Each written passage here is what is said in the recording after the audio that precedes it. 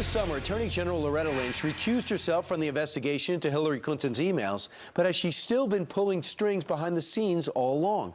Former Attorney General under President George W. Bush, Alberto Gonzales, joins us right now. We were just talking to the break, Mr. Attorney General. Always great to see you. And we're saying we don't know what's going on between Justice and the FBI. And what do you mean that she might not have really recused herself from this investigation? Well, if in fact there was a formal recusal and there was a process involved in formally recusing yourself from an investigation, then she would not have been able to comment at all as to what Director Comey did last week. Once you recuse yourself, you're out completely. Right. Now, that doesn't mean that there's no direction for Main Justice. At that point, the Deputy Attorney General steps in, and that's what's so peculiar about all of this is the absence of Main Justice from this whole investigation, to me, is rather puzzling. What about the tension, clearly, and the disagreement between Justice and the FBI about going forward? Is that highly unusual to you? Well, occasionally from time to time, there's going to be tension, of course, between the investigators and the prosecutors in terms of whether or not to go forward or not. Investigators may think there's enough evidence to go forward. The prosecutors may look at the evidence and decide, no, we disagree. It is our job to make that calculation.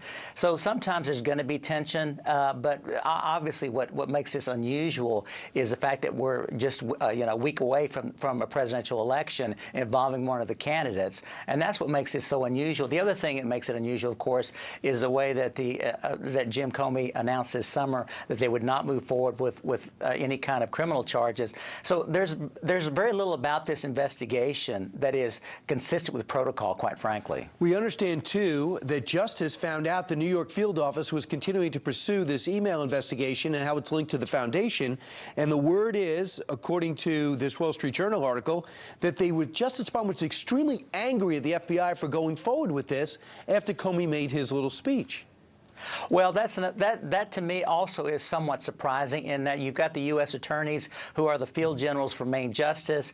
Their job is to make sure that Main Justice is aware of any kind of investigation that it could be considered high profile, which of course this would be. And so the fact that there may be surprise about that also is somewhat puzzling to me. Senator Harry Reid comes out and says, I think Comey's in violation of the Hatch Act, and he might bring up some type of might bring some legal action against him. Is he in violation of anything that you know of?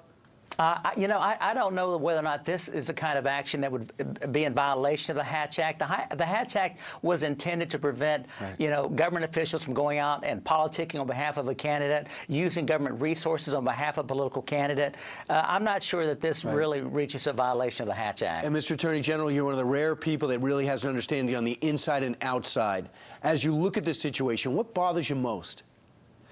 Well, certainly there are many things that bother me most about the investigation. One is the absence of the Attorney General and the prosecutors in this case. It's as if they've stepped aside completely and allowed the playing field entirely to Jim Comey, who heads up the investigators, and that is not the appropriate role of Main Justice. Their job is to take the evidence gathered by the investigators at the FBI and make a decision as to whether or not a crime has been committed. When the next shoe drops, we'd like to call you. I hope you stay by your phone. Mr. Attorney General Alberto Gonzales, thanks so much.